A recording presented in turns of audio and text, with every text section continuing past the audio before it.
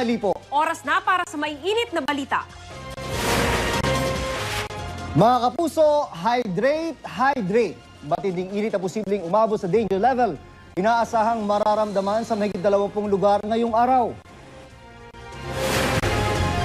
Ikalawang araw ng kilos protesta ng ilang transport group kontra PUV modernization.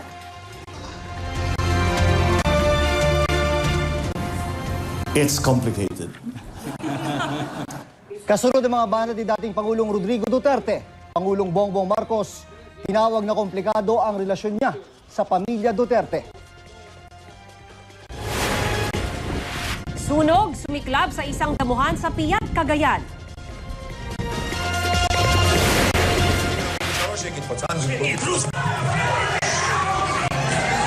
Sesyon ng mga mambabata sa bansang Georgia. Bakit nauwi sa suntukan? At trending, ang baby na umasim ang muka matapos makatikim ng lemon for the first time.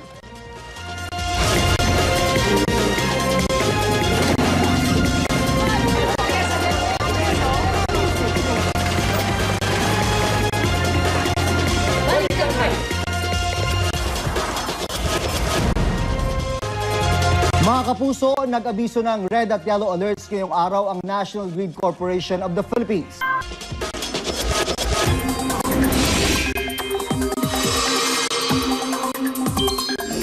Mga kapuso, hydrate, hydrate. Patuloy po ang mararamdaman nating maalinsangang panahon ngayong araw.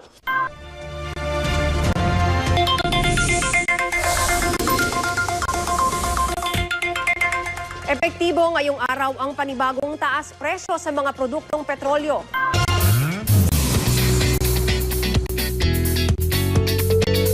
Happy Tuesday mga mare at pare!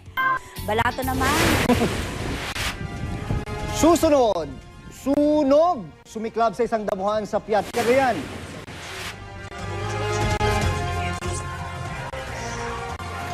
Suntukan ng ilang mambabatas sa bansang Georgia. Ano kaya ang dahilan?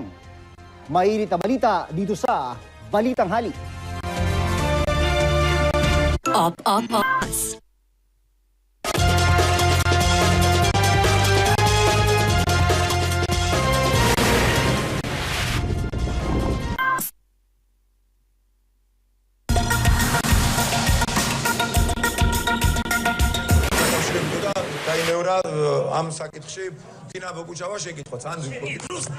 Nagsasalita ang mambabatas na yan sa bansang Georgia.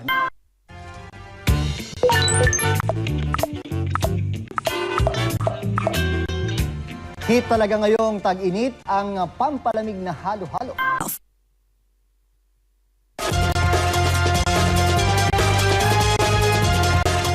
Update tayo sa ikalawang araw ng tigil pasada ng piston at manibela kontra sa PUV modernization. May ulat on the spot si Joseph Morong. Joseph? Ma'am, alas 9 na ng umaga na mag-disperse ang grupong Manibela. Drugs Act.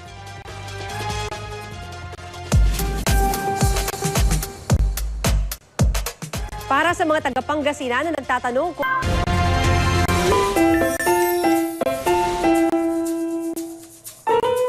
For today's video, bida natin ang isang baby mula Imus, Cavite. Subukan natin sa'yo. Tatlo na po anak ko. Ako pala yung dapat di makarelate. Okay. Subukan natin kay June. Sa'yo na lang. Ito ang Balitang Hali. Bahagi kami ng mas malaking misyon. Sa ngalan ni Rafi Tima, ako po si June Veneracion. sa ngalan naman ni Connie Season, Mav Gonzalez po. Kasama niyo rin po ako, Aubrey Carampel. Para sa mas malawak na paglilingkod sa bayan. Mula sa GMA Integrated News, ang News Authority ng Pilipinas.